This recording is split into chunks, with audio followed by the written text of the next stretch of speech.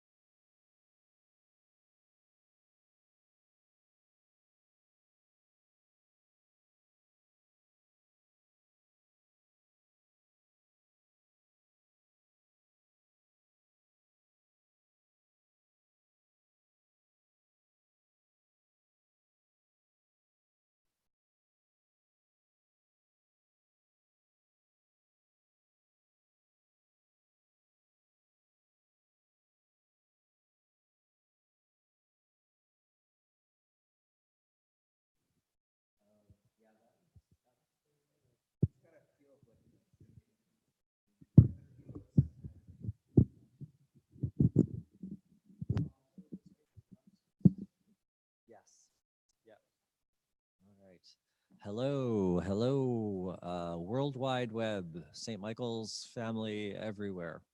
Nice to have you with us, and we'll be starting shortly. I think this is mostly for the live stream. Yeah, because I think, it's just going to be sort of.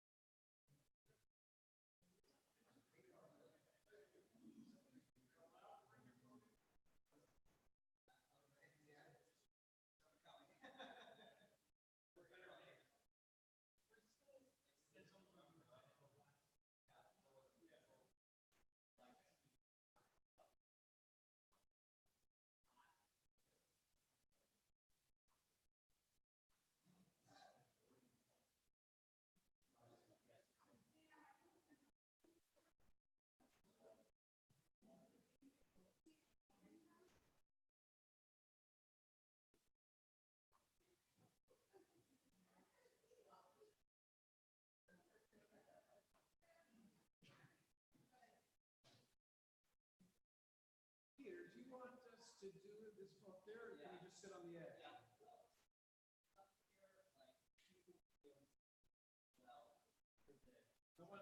No one has ever expressed an interest in hearing that much about what I have to say.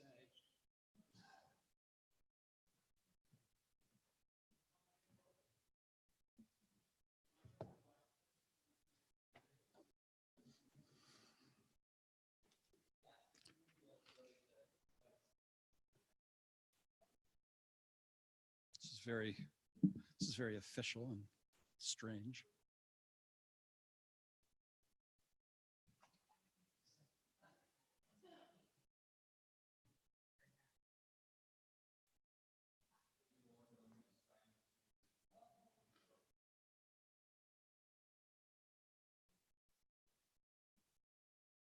Mara Campbell, Mara Campbell, Mara Campbell, please take your seat. Diane, sit down. All right.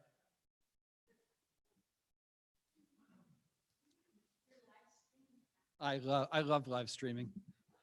I don't know what that means.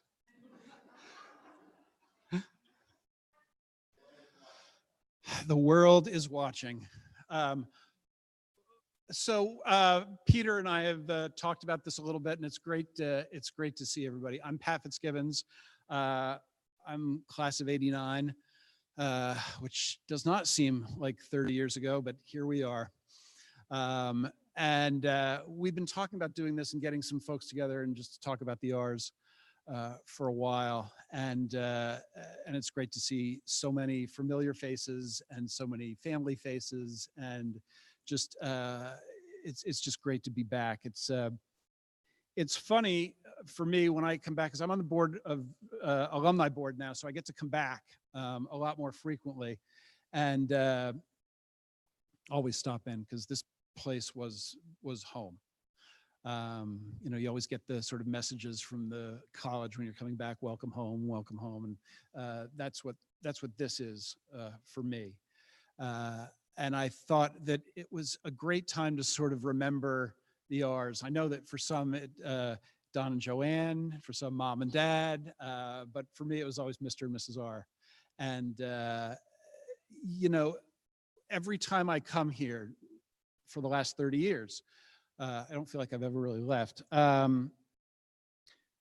It's their presence is here. Every corner I turn, I think about bumping into Mr. and Mrs. R and having one of those great conversations that we had, whether it was about a show that we were doing or just something they were interested in, or something going on campus.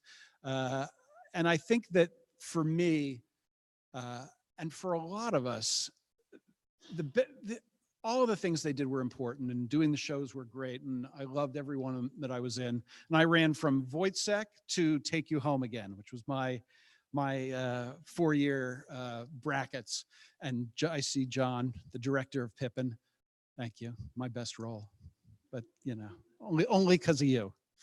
But I think that what Mr. and Mrs. R did for so many of us that kind of spent most of our lives feeling like we were on the island of misfit toys, is they gave us a place on this campus to feel like home and to feel like a part of a community, and a place where we could always be safe and creative and weird, and everything else that they celebrated that wasn't always, it didn't always feel like it was celebrated everywhere else.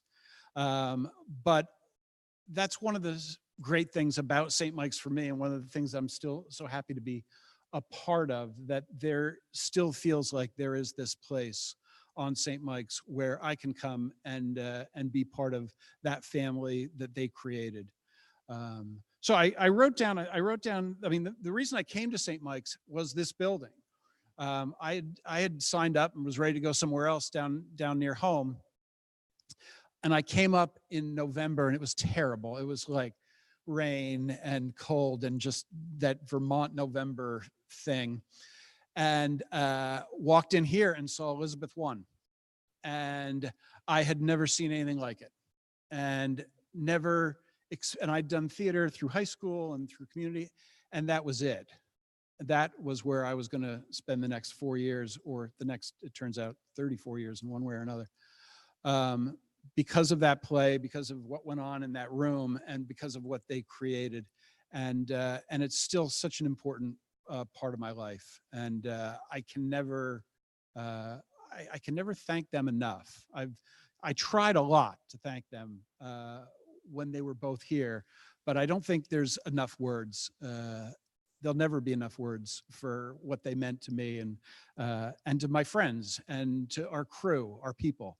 My nieces are looking for colleges right now, and that's the one thing I always tell them. You got to find your people. You know, the school's going to be your school, and you're going to take the classes and all that good stuff, but you've got to find your people, and the people that I found were largely in this building. So I wrote down 3 things about the R's that I think about all the time.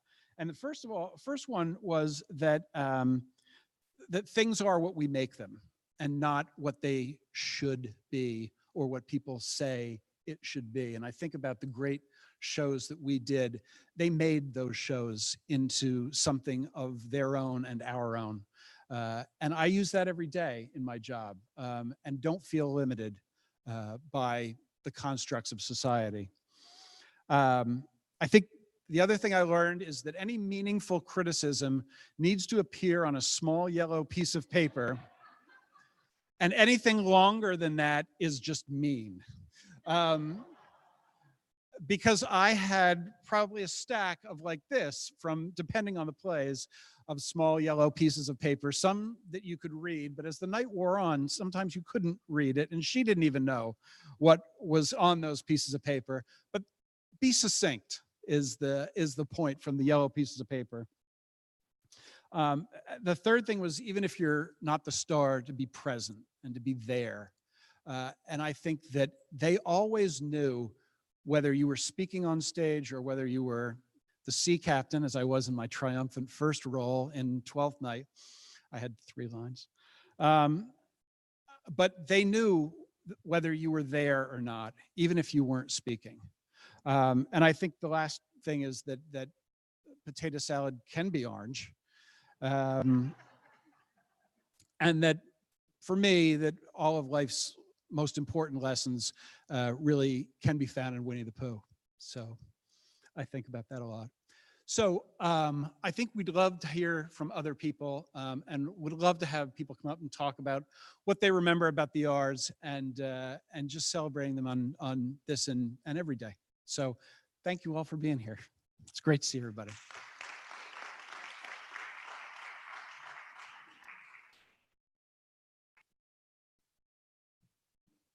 I'm going to jump in. I'm Peter Harrigan from the class of 1983. Have one of my classmates here in the room.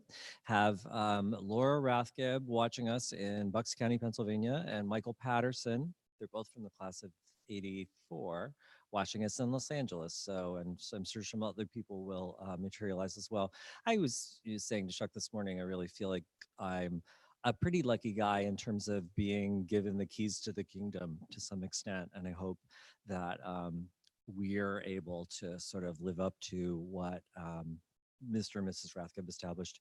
And it's been so great to have such access, particularly to him, since he lived a lot longer. And I feel a little sense of loneliness in his absence, I guess, because I felt like, even I maybe saw him 2 or 3 times a year, but I felt like he had my back in a way that I miss now that he's not here in Chittenden County. He's sort of always with us. So the way it worked out in the fall, Mary Carroll was playing Amanda in a Tennessee Williams compilation that we did here, and it was closing night, and I was about to leave the building, and she said, I just got this text from Paul Galbraith, who heard from Donald Jr. that Don is maybe leaving us. And I was so grateful to know that. And in the morning, I think I texted Laura, maybe. I'm not sure what I did, but I got in touch with someone and I said, would it be okay for me to stop by? Because I knew they were in the hospital. And obviously, these things are so, private and intimate and kind of family oriented, but your family has always been so amazing in terms of including hundreds of people who really thought of your parents as parents. And I, drove to Fletcher Allen, walking through the hallways and feeling serious. And I walk into the room and there's like 30 people there. There's all of this food, there's overlapping conversations. It was like, being at a Christmas party at the Rathgebs, except a different kind of sort of celebration.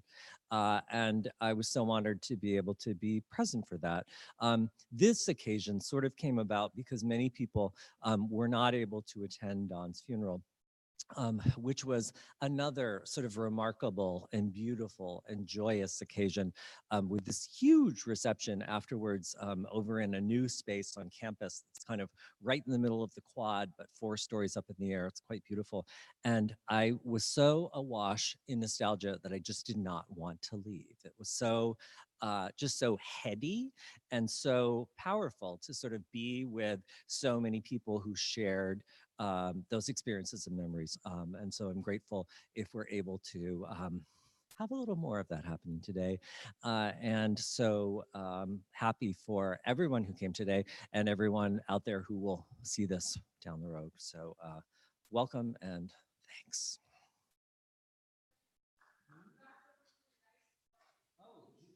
Julie Alexander? Is Julie Alexander in the house? I bet it's her. That's great.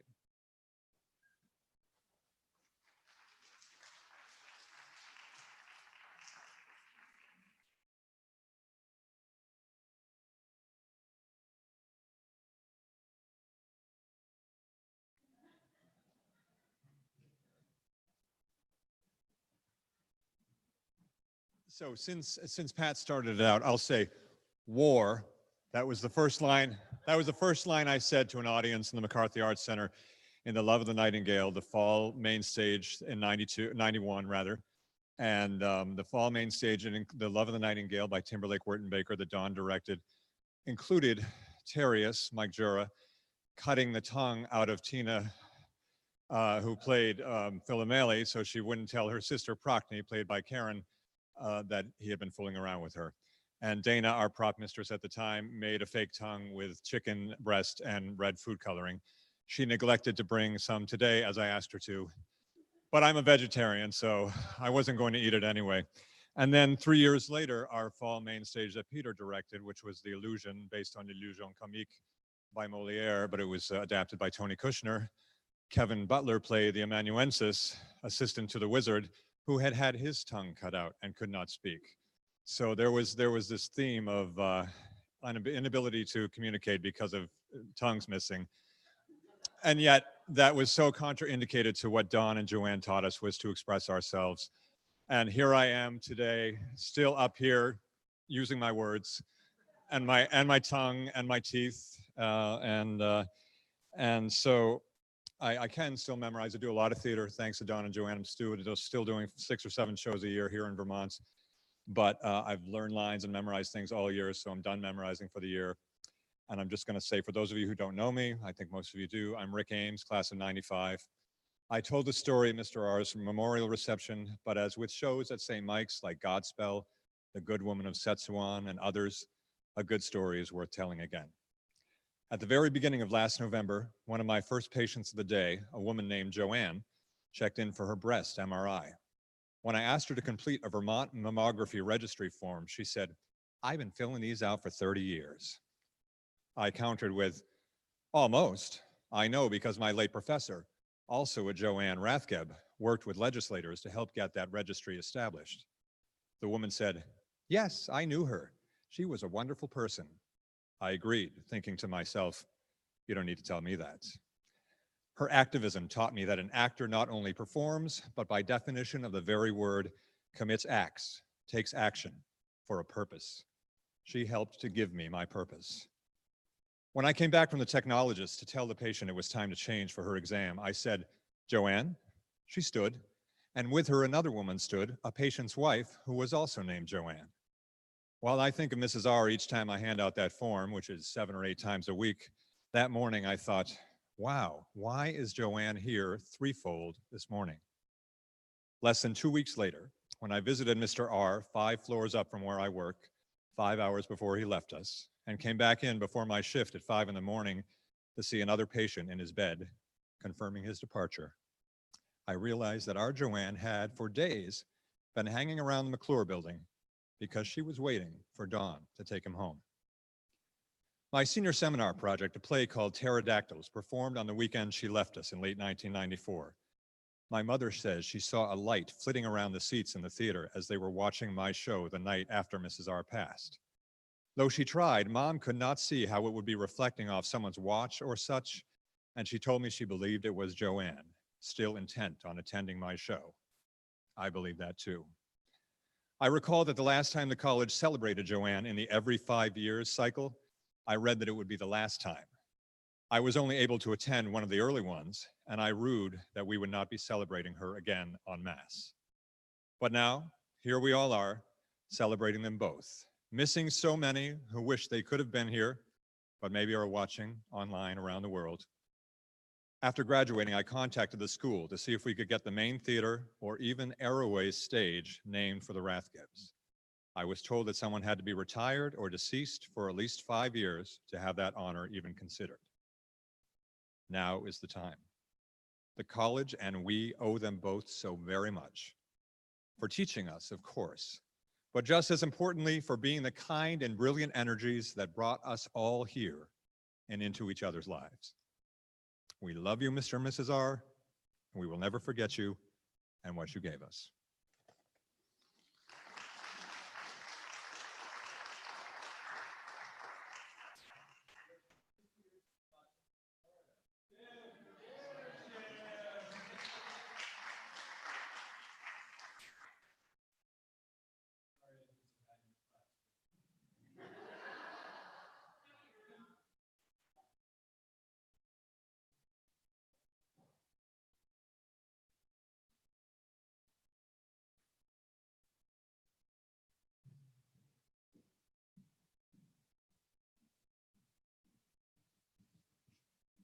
Hi, Jim. I'm John Kuhn. I graduated in 1974. In 1977, I received a phone call from Joanne, and she said, they're looking for a drama coach at Colchester High School. And I said, high school? And she said, yeah. I said, I don't think I'm interested. A few months later, she called me back and she said, they're still looking for a drama coach at Colchester High School. So I said, all right, I'll go over and talk. And I went over and talked to Bob Burke, the principal. And he said, we'd love to have you. You have great experience. And I said, wonderful. What does it pay? He goes, $136. I said, a week? He goes, no, for the year. So I took the job. And at the end of that year, the principal came to me and said, we have an English teacher. You have an English degree, don't you? I said, yeah. And he said, she's pregnant and she's not going to come back next year. Would you like to fill in for a year? And I said, sure, I'll fill in for a year.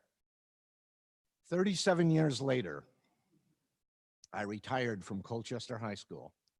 I have 19 students who pursue theater in one way or another. The most prominent one is David Merritt Janes, who just finished his national Broadway tour of High School Rocks.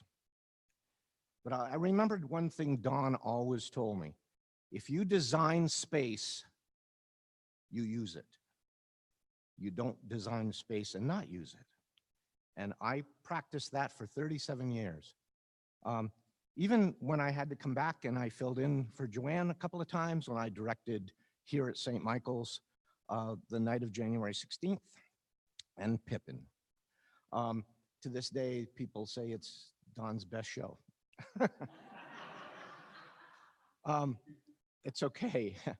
I miss Don because I was emulating him in every day when I went in. I taught my students that they needed to work as an ensemble. Nobody was more important than anybody else. Isn't that right, Sue? And it was so important to me to practice theater. And I have now been able to broaden that out in the world with other people who teach theater, who perform theater, who practice theater, because Don and Joanne are two of the most important people in my life. They shaped a guy who was ripping tickets at the cinema and turned him into a director. And right now I've almost directed 300 plays altogether in my career. And so thank you, Don and Joanne, and God bless you.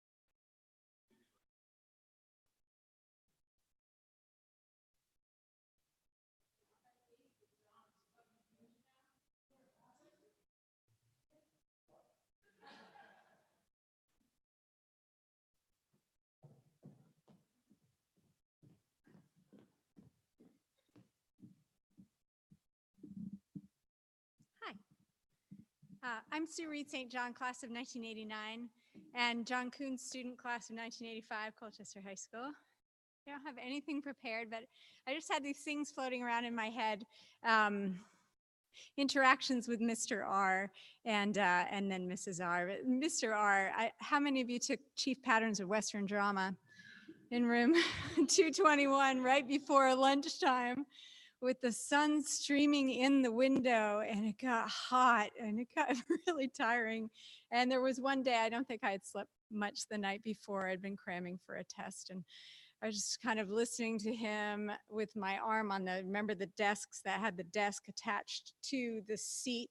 And all of a sudden I must have fallen asleep. My arm went off the desk and I just went, wah! And looked up, and he just looked at me, blinked a couple of times.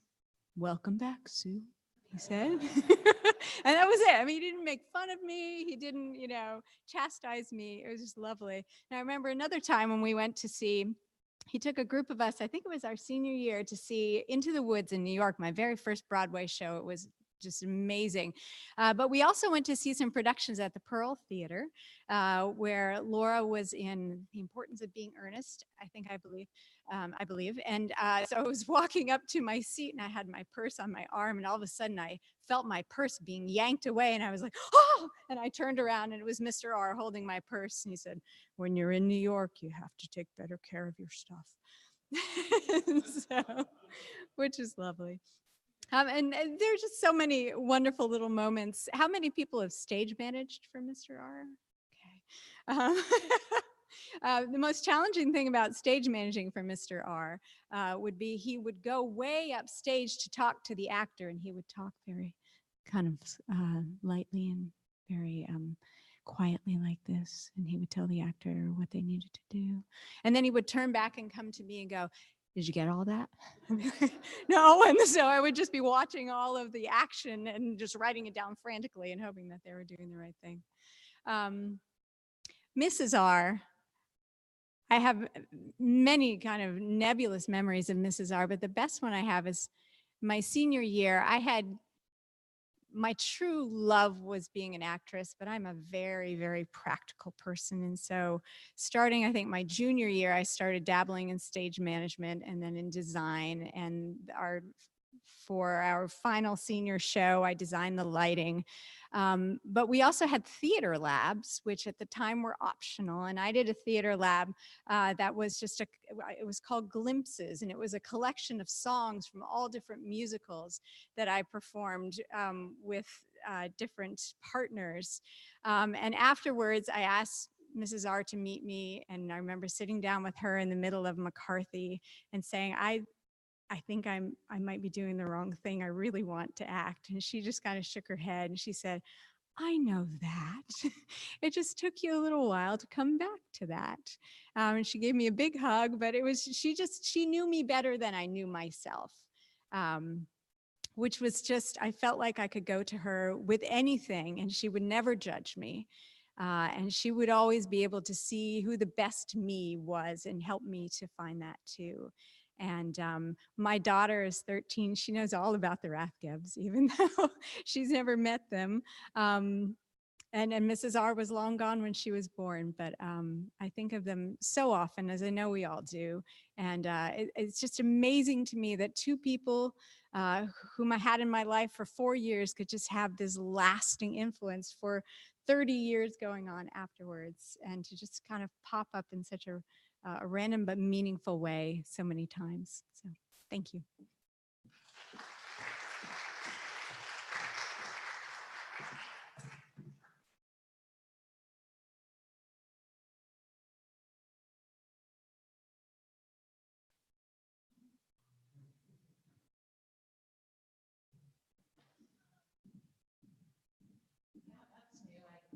Need glasses to see since I was here last. I'm Maura Brigham now, Maura Campbell, that was. I'm from the class of '86. I was the only music major in my class. Think about that.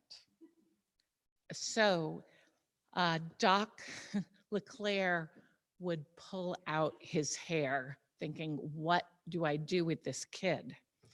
So he got the Rathgebs on board and they said, we have this bored girl, let's put her to work. So the show was Once Upon a Mattress, and Mrs. Rathgeb was going to train me on how to coach. And I can remember Joe McGranigan, I hope Joe's watching, but Joe McGranigan on the floor, Mrs. R had her hand. Joe, you feel that muscle? You feel that? That's your diaphragm. Maura, and she grabbed my hand, put it on Joe. And she made Joe do everything he had just done for her. And so she taught me all the muscles and what was happening. And I'd been in choirs for years, but I'd never learned any of this. And so through that process, I would take what Mrs. Rathgeb had taught applied to the speaking voice, and I applied it to singing. That same show, Catherine Markey played Winifred, and I was behind her as part of the trio singing The Swamps of Home. And I had coached Catherine, and Mr. Rathgeb came up to me after a rehearsal. He said, do you know that you are mouthing the words behind Catherine? And he said that I was saying gluggle, uggle, uggle with Catherine. So I said, thank you, note taken. So that was my first experience with both the Rathgebs. And I just thought of some little things that came up to my mind when I was thinking about them. The after party for Elizabeth I, when we were down in New Hampshire, Mr. Rathgeb told me with wine in his hand and wine in my hand, which was very exciting to me that I could drink with them. But he told me he thought I could become a theater musician, and I really hadn't believed that. So it was just tremendous to get that kind of encouragement from him. Mrs. Rathgeb, one of the many times a few of us would run in and say, I'm so sorry, we forgot we were supposed to coach with you. Anybody else do that? Make an appointment with her and not show up? we'd be there and have maybe 5 minutes left to the appointment, and she'd say, "Come in, I can do a lot in 5 minutes." I remember being backstage.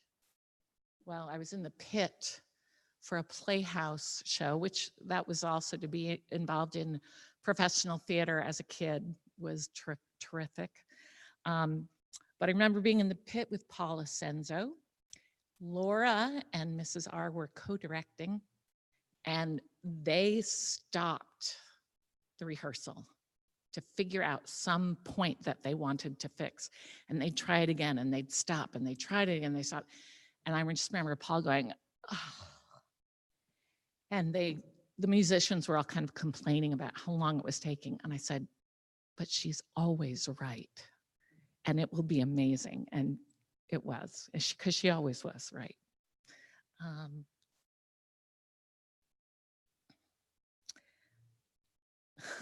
Yeah. No, I was just thinking, Mr. R, the way that he would get, I mean, he was so quiet and we were so loud. And my favorite thing was when we would all start getting big, he'd just go, whoop, and we would all be silent immediately. And I thought, how does he do that? I told a story earlier, but this is also both Mr. and Mrs. Rathgeb. During 12th night, I played Olivia, which was a thrill for me. Mr. Rathgeb, you know how he would walk around, he would do the circles, say, "You walk this way," and he'd move someone around. So he was working with Bill Kosis, who was Sir Andrew Aguecheek. And he got a smile on his face. He said, "Bill, when you run away from the fight," he said, "could you jump up and grab the proscenium?" So Bill Kosis, who is sleight of Bill, proceeded to jump up and grabbed the proscenium with both legs, and he held onto it, and he was just suspended there. And I don't think I've ever seen Mr. R laugh harder than at that moment. And Mrs. Rathgeb, the story I told earlier, I was given a dress to wear that made me walk very elegantly. I had to carry a train. And Mrs. R said, "Thank God for that dress." And I said, "What?" She goes, "I was going to cut your arms off." I said, "Mrs. R," she said, "you've been walking around on stage like this." And I said, "Were you going to tell me we're opening in 2 nights?" So, and I think as a teacher, I mean, I guess that's what I would say. It's kind of neat. I say to my students that they are grandbabies to my teachers. And so I think of my kids who I love teaching. And I think I love teaching so much because Mrs. Rathgeb loved teaching so much. And anyway, I think of those kids, I say, you are grandbabies to some amazing people. So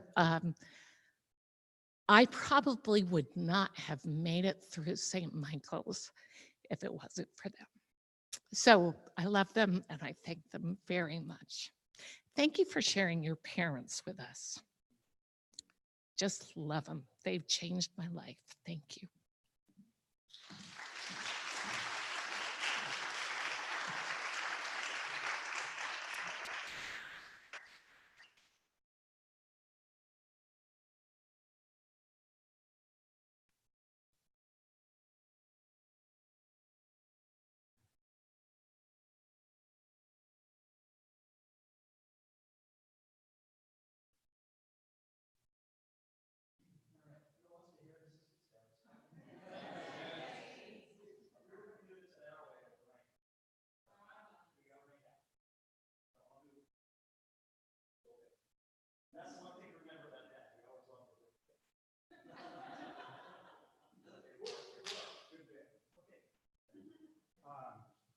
Hey, thanks for sharing. I'm going to try my best not to break down. Sister Sarah. Okay, I'm sorry. Oh, I'm sorry. I'm Don Rathgeb Jr. Sorry. Huh? Class of 86. Could have been a 10-year run, but Mary was graduating too, and I wasn't going to let that happen. So it was 2 years of summer school. Not many people knew that.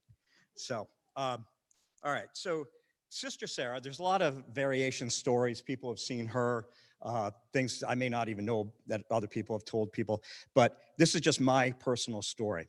Now, the history that I was told, again, it's what I've heard, was that Sister Sarah was a nun in the old theater around where I guess there was an Aiken Square right here and even a building, then that got torn down. And we're talking, I don't know, it could be 50s, 60s, whenever. Apparently she may have died from an illness or a fire in the basement of there, where across from the dressing room. So I first learned about this. Sister Sarah was when I was in a show as a young boy playing Mowgli, the young Mowgli in Jungle Book. Okay, and go off the story a little bit. My mother was helping me get ready for the show. So I'm probably 5, 6 years old, and she has me on like a bar stool. So she strips me down. I'm just like, oh, okay, great. I'm modest, but she's about to wrap the loincloth around me when about 5 people walk in, and she just starts talking to them. I'm like, really, Mom? Costume check here? Okay. So anyway, it's after that that I found out that Sister Sarah had actually passed away decades ago. And so there were the sightings in the building, and then they moved up to Airway Theater on the North Campus. And if any of you have seen, how many people have seen or been in Airway Theater? Okay. Today, a few of us had a tour, boarded up, storage room, brought back a lot of memories, but it was also a little somber and spooky. So I remember probably around 1973, and those of us who remember the older Airway, there was a little foot-high piping rail around the front of it. And so I'm there attending, I really don't know why I was there. It was during the day. I was outside, and my mother was working with students doing whatever, she would do the directing or the acting classes there. And so I was like, okay, I'm bored. So I'm outside, I'm walking on the railing, and there's the main door, and then there's I thought it was a window, but I guess it's a door with a window to the right. And my mom walked by. Her long black dress, black stockings, and thick heels. I'm like, oh, that's Mom. So I'm like, she's done. I go running up, and I see the heel go up the stairs. So I run to the bottom of the stairs. It goes up, and it goes up again. I'm like, oh, that's cool. And Mom, I go past my father's desk. She's not there. So I run into the far room to the left. It's my mother's office. I open the door. There's no Mom. I'm like, this is weird. I look out, I see the trees out the front. I look back, there's no one up here. So I said, well, of course, Mom's in the projection room, which was empty. No one was ever in there. So I proceed to go into the projection room, and there's 3 holes. I look out the hole, and there's my mother on stage working with the students. So it's at that point that I realized I followed up all by myself. I followed Sister Sarah all the way up the stairs. Didn't take me long to get down the stairs. And I don't think I've ever been in Airway again alone. To this day, I still see the black long skirt, what I thought were like a fishnet type stocking, and a thick black heel. Never saw her face, but I'll tell you, Sister Sarah was in that building that day. And then today, Mr. Greg Niket, you gotta check his phone out. Took a picture of the stage, full-sized life-bodied orb. It's amazing. And if there is any doubt that a Sister Sarah exists, she spent the morning there, and there's a really good chance she's here tonight, okay? Because there's a lot of stuff going on here. I'll tell you, when I had to do costume changes and I had to go down and across the green room, I would sprint. I don't know if any of you guys had freaked out over the green room, but I did. So a few of those. So again, those are stories out there. I'm sure they're out there for all of you, but that's my Sister Sarah's story, and I hope you enjoyed it. So I guess since I'm up here, maybe I could share a couple little things. Maura, you had mentioned sharing your parents, thanking us for sharing our parents, and we really did. I mean, there were times in high school where I was like, man, I'm going to drive to the theater because I want to see my parents. you know, but it's reality. And there may be some things I joke about. I'm not roasting my parents. These are things I love them to death. But I was going to write a little screenplay called I Was Raised an Orphan.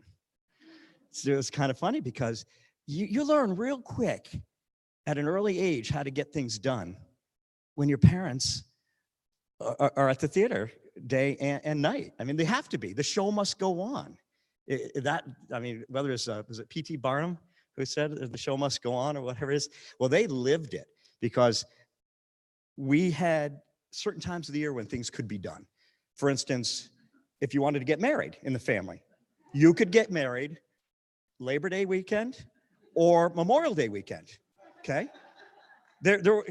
My father, in his stern way, it would always be, clearing his throat, saying, you can get married any time of the year you'd like. We just won't be there. Okay, terrific. So it's just little things like that. The other part of it is like when you learn real quick that when you get clothes for Christmas and you get a red chamois shirt and a bunch of white t-shirts and some other stuff, but no one ever taught you how to do laundry. And then you wash them all together and now you have a whole bunch of pink t-shirts and everything. And it takes weeks to get that out. So the thing is, it's just funny how there's a lot of things in life that you learn. I actually went to a neighbor and got her recipe for meatloaf because I wanted meatloaf and I knew there was no way in heck I was going to get meatloaf unless I made it. So I walked to the store with my allowance, bought the meatloaf, bought all the ingredients with my neighbor's handwritten note, and I made the meatloaf for them.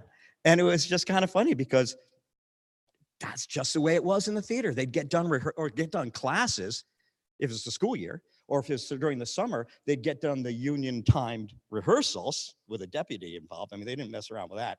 They'd have so much time to come home, but with everything that they did, they didn't have the time to come home, make us a meal or make themselves a meal for that. So we lived on a lot of takeout. I knew every restaurant in town. And it took me probably into my mid-teens before I realized that chicken didn't come from a foil bag at the deli. They actually raised them on farms. It was just like, oh, yeah, this is the way it goes. And to make fun of mom in terms of her cooking. Yeah. Diane Wheeler, how many years did we make orange potato salad sitting there at the table? 40 pounds per rehearsal. Yes. I actually looked forward to those because, Mary, you're going to know this one too, that there were 2 main stage productions a year, the fall main stage and certainly the spring. And when we had a cast party at the house, meant we had to clean the house. So twice a year we cleaned the house, okay? And it was great for about a week, and then it was right back to where it was. A small 3-bedroom ranch house, 2 parents, 4 kids, 4 cats, and a dog. That was tight. But I remember cleaning the house. We'd spend days doing it. And then having people over, it was so awesome having those memories of making the potato salad, the baked beans, the ham. And I mean, these cast parties were fun. The other thing I remember about my mom with cooking is she tried a little experiment. We wanted a pizza. You didn't really have takeout pizza back the day, but my mother would take white bread, ketchup, slice of American cheese and throw it under the broiler. And that was our pizza. She was a lot of fun when it came to that. So, I always said that my mother, the one thing she did really well when she made dinners, she would make reservations. So there's a few other things I could go on and talk about. It was just a wonderful, wonderful way to grow up. While my friends were out playing baseball, I was sitting on the end of my mother's bed doing lines with her for Belle of Amherst. And that's a long show and a one-woman show. But that's just memories that I will never be able to forget. So thank you.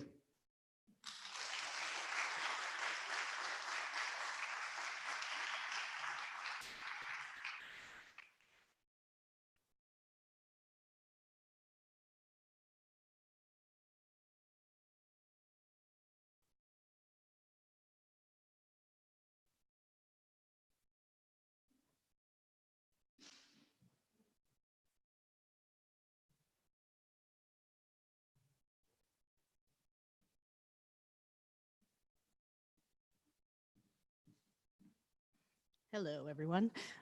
So I am Mary Jo Rathgeb, Donald's twin sister, and daughter of Don and Joanne.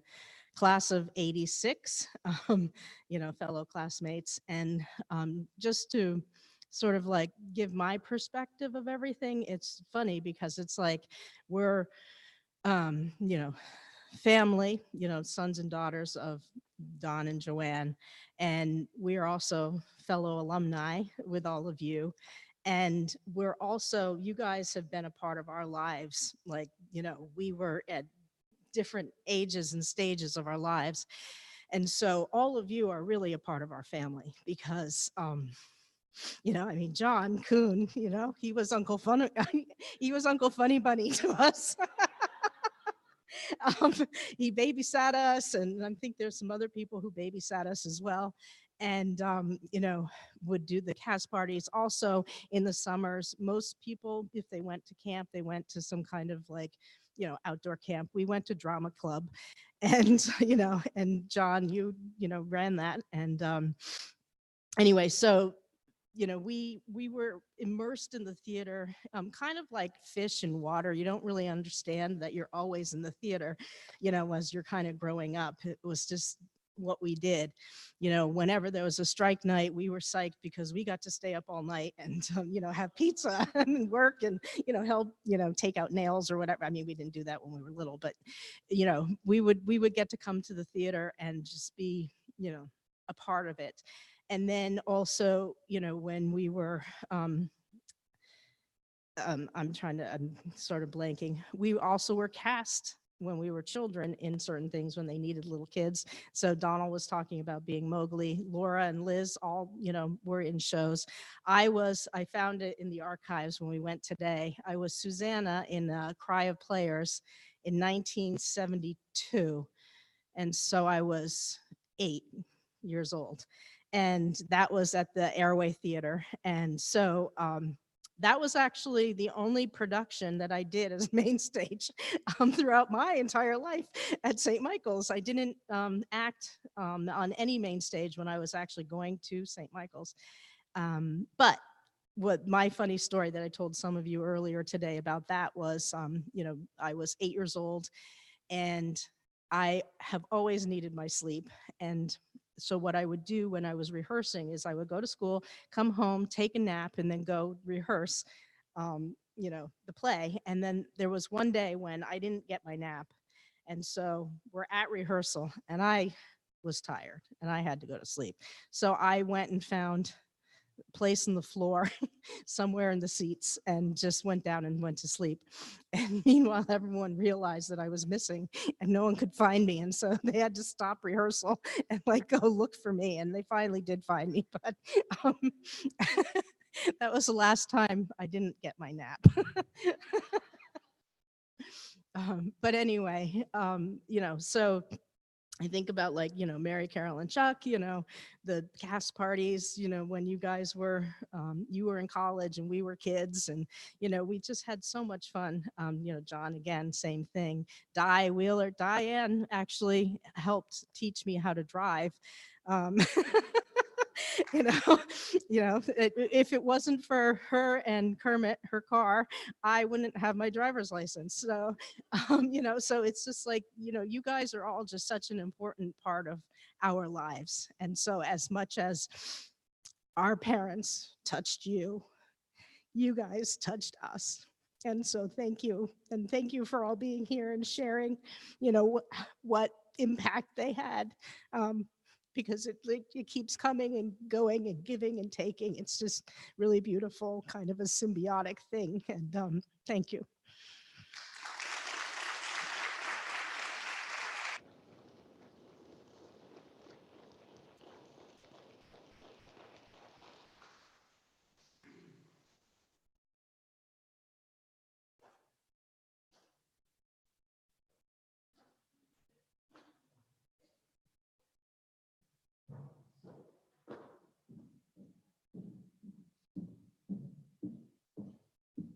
Welcome everyone here and elsewhere.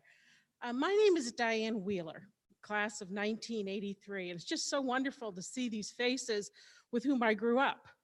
And in many ways, I'm still old enough to be some of your mothers. And speaking of mothers, That's how I even got interested in St. Michael's. My mother took me to a production of a St. Michael's play at Marble Island Theater, where all I can remember is one of the actresses was January, because my birthday's in January. And every time something happened, she took off her clothes. John, do you have any idea what that might have been? No, you're right. She wasn't as pretty. Was it Terry's? Terry Sherman? Well, there were sequins, those I remember as well, and the fact you could get a drink. Speaking of that, I flew in very early this morning from Huntsville, Alabama after giving a training. And I have to say, as I was getting ready today, I was like, oh my gosh, I feel like I've just come back from a cast party on stage with the keg. The old days, the good days. But those were our days, and the days that we all enjoyed. Some days we endured, but they were days that have made each and every one of us, the person we are today. And for that reason, I have to say that I started at the Marble Island. My first show I ever ushered at was Everyone Loves Opal, which was at or about 75, 76 or so, and thought to myself, I am never going to St. Michael's, even though Margaret O'Brien, the O of Rathgeb O'Brien Rathgeb, was my teacher at Burlington High School, because I wasn't Catholic. And I said, oh, I can't go there, and I'm not going there. Well, as I began ushering more and more each season, that changed. And in the summer, I ushered up until the summer of 1979. In the summer of 1979, I did my first season as a work-study student at the Playhouse, and was able to work at the Playhouse up until the time that actually Chuck took over. Not that I'm bitter. Still kidding. But it has become an incredible journey. And what each and every one of you has taught me, as well as Don and Joanne, are the details that we have to deal with and work with each and every day of our lives. Many of you know I have many friends as a result of St. Michael's Playhouse, family, as well as a life partner. Because for those of you who work at the Playhouse, you might have encountered Miller Lide. And thanks to John Kuhn, I have to say, and his hospitality, in the summer of 1987, Miller and I got together and haven't left each other since, although some days I'd like to leave him behind. But it was actually John. Don and Joanne were not thrilled, as many of you might know. Don threw across his desk Miller's equity medical card. Do you know how old he is? Okay, I do now. Joanne, I'm not sure this is a good idea for you. Well, I'm not sure either, but I guess I'll try it. And it has worked amazingly for these many years. But as folks have been saying, Don and Mary Jo, the show does go on, they tell us. And a couple of weeks ago, a little more than that now, Miller was doing his one-man show on the forgotten poems of Tennessee Williams. And I watched him put down his little cane he has and start a stage right. And then I saw it. One leg in front of the other, and down he went. Head hitting the set, separating the flat from the baseboard. I was like, oh my Lord. I had memories of Don and all of these things going through my head. But I heard him go, maybe I could just start over. I said, honey, as I got down there, you're not starting over. You take blood thinners. We're not sure what's going on. But that is something Don and Joanne has imparted it to me as well, is that the show does go on, and the details you put into that show are so very important. As many of you know, I'm a trial attorney. I'm a prosecutor. I specialize in crimes against children and sex crimes. So that touching thing, we have to be careful, Mary Jo, how we touch. You say we've all touched each other's lives. Let's just, make sure it's all good. But one I do, I'm not an actress. I never have been an actress. However, what they afforded me the ability to do was to direct, produce, and star in my own production every time I have a trial. Because as I just trained down in Huntsville, Alabama, every time you move, you need to move with a purpose. Every time you touch a piece of evidence, that is like a prop. Every time you speak, you should have some emphasis somewhere in your words. All things that Don and Joanne have taught us over these years. But I have to also tell you that that talent that you have to communicate feelings and thoughts to people is very special. And actually, I say that poem to that prayer to myself before I start a big trial. I changed it up a little bit, but I just say instead of those who watch our acting, it's those who listen to my case, the jury. And I think about them in the detail that needs to go in to everything I'm doing in that trial, because as they impacted each and every one of us, I realize the impact I'm having on a child's life, a victim's life, a community as a whole, and thank them for the ability to do what I do to help everyone, just as they helped us. So as you're here, think about what you do, how you do it, and the impact it has on others around you and those who watch you, to whom you communicate your feelings and thoughts. Because I don't believe Don and Joanne were going around thinking of the goodness that would come, that what would happen, the tributes they would have. They were doing something they enjoyed, something they shared. It was just them, just as what you do is creating a whole new dynasty for others. So many thanks to the Rathgebs, Don and Joanne, for allowing us to be the people we are today and make the difference that we make, just as they made a difference to us. Enjoy.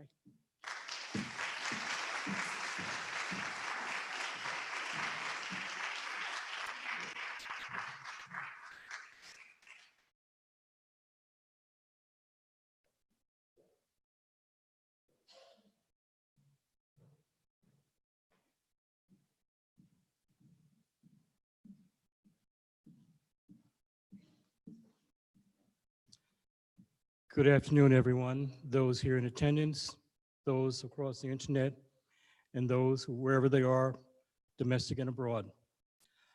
I'm Michael Thomas. I'm not a student of the theater, unfortunately. I'm not a student of St. Michael's. But I've had the pleasure, and if you would, the honor of knowing Donald Rathgeb in a way that probably only his children, his daughter-in-laws, son-in-laws, and grandchildren, nephews and nieces would know. But then too, there's some things that I know better or by experience that they wouldn't know. As Don lived with Mary Jo and I for the last 18 months before he left us. So as many of you I've heard over the years talked about not hearing Don Rathgeb say much, somewhere that got lost in translation when he moved in. Mary Jo didn't talk, but he did. But more so, I want to tell you about how much each and every one of you enriched his life. And I expect that you enriched Joanne's just as much. So I didn't have the privilege of knowing Joanne because I came along much later in the script, if you would. But for the first 8 months, during dinner and afterwards, which would go probably 2 to 3 hours, and that is not an exaggeration, he and Mary Jo would talk about the theater. They would talk about the plays, to the point where I could actually quote some of them after a while. There were many names that I've heard, some I've had the privilege of meeting, that for years I've heard about them without knowing who they were. You so enriched their lives that you were a part of them as though you were there in that dining room every evening and every day of their lives as their children. but he also saw you as colleagues. For someone to talk for 2 to 3 hours a night about the theater for 8 months, I want you to think about it. You got the two of them here. This one is talking, that one is listening, that one's talking, this one listens. And I'm sitting over here saying, am I chopped meat? I just finished making it. They're eating it, but I'm chopped meat because I wasn't there. But they loved you. Now, Joanne may not have been with us, but she was in the house. And the reason why I can tell you is because there would be conversations in the kitchen at the island, either Mary Jo, Liz, Donald Jr., Laura, talking about some point, and if there was something that was disagreeable, the lights would start flashing over the island. And after a while, we realized that was Joanne communicating, to the point where at some point they'd agree on something, look up and say, all right, Mom, lights would flash.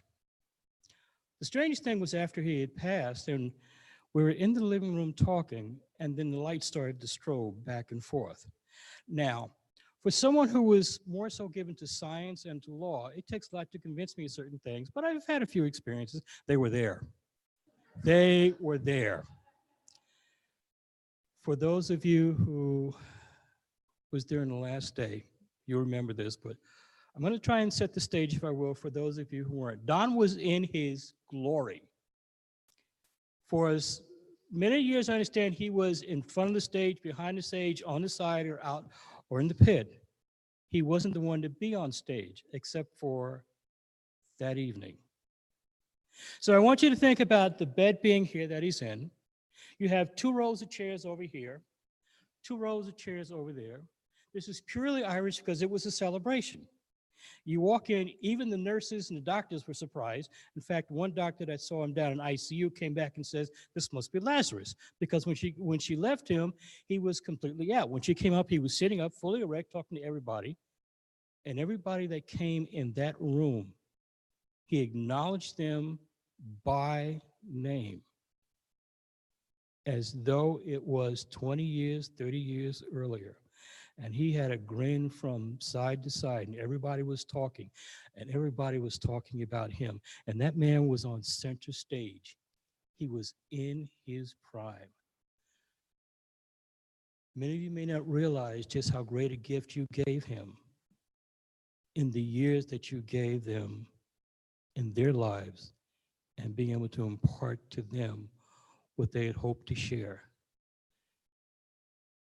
Many of you I may never meet, but I will never forget you, because I've heard of you for 2 to 3 hours for 8 months at dinner every night. Thank you.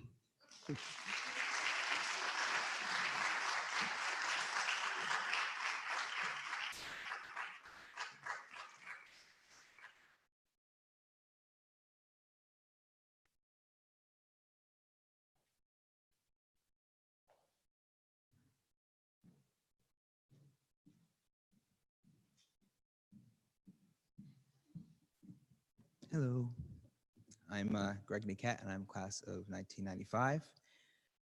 I've been sitting out there kind of trying to figure out what I could say about Don and Joanne, because I've, spoken at their memoriams and funerals and other things, and I've just heard everything that everyone said, and I wasn't sure if I could really add to that. And then I started thinking and placing all what you have said into my experience.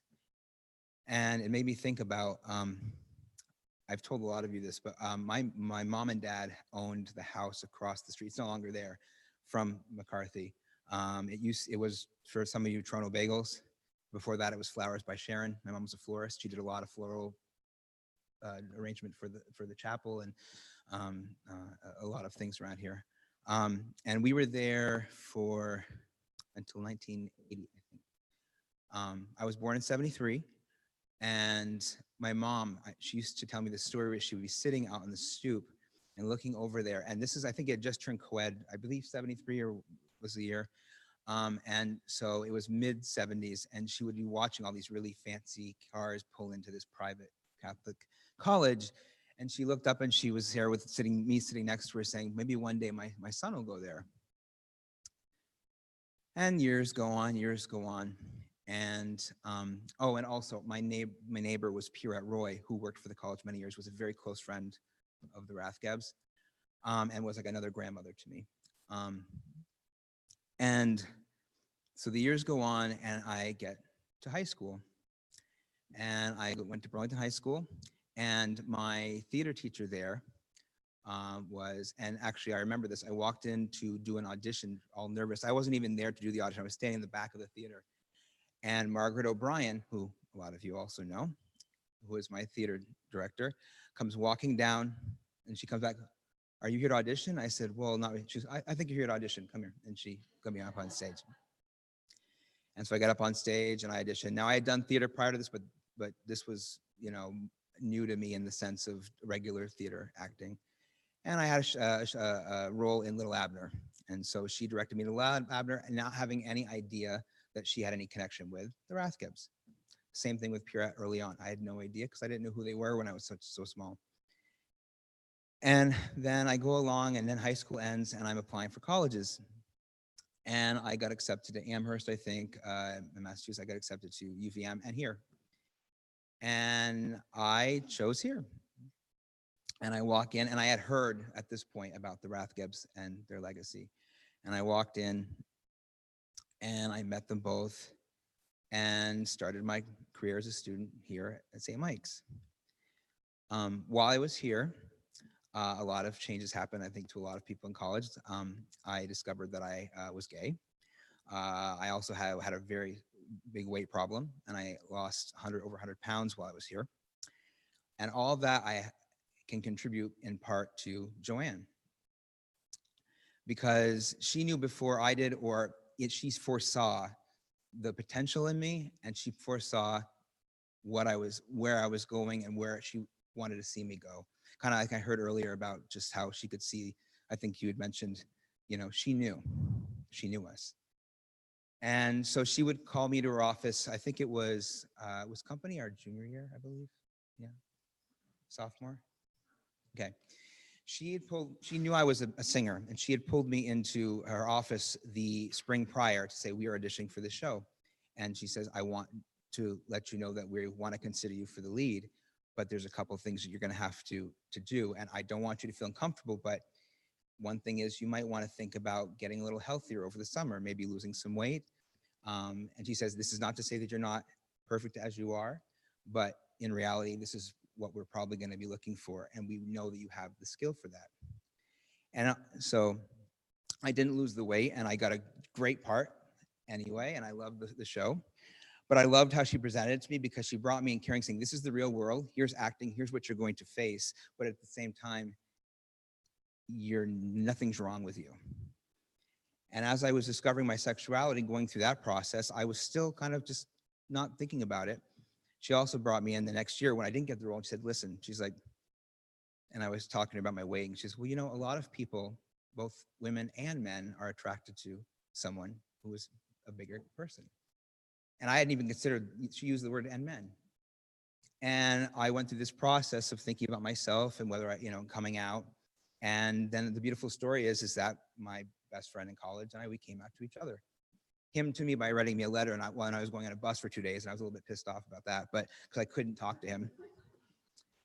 But that Sunday night when I got back, we shared in our townhouse that we both, felt the same. We're the same. And she knew.